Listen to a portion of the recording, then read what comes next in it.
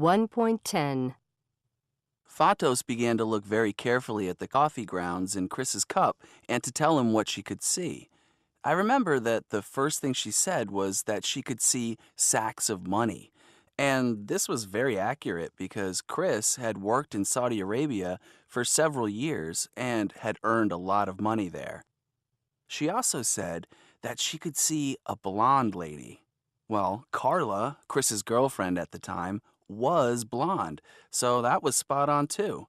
But then Fato suddenly looked very serious and she said, I can see somebody in your family who is sick, very sick at this moment.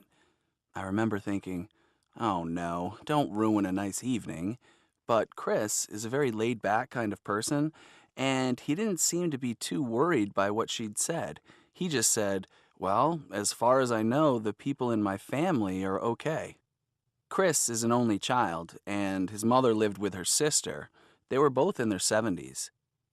Fatos said one or two more things, and then we asked the waiter for the check and said our goodbyes.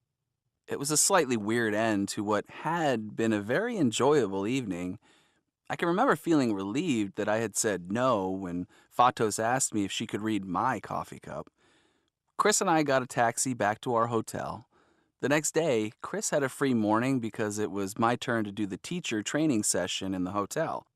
So he went out early to go sightseeing in Istanbul. Around 9 o'clock, I got a call on my cell phone. It was Chris's girlfriend Carla calling. She told me that she needed to talk to Chris immediately, but that he wasn't answering his cell phone.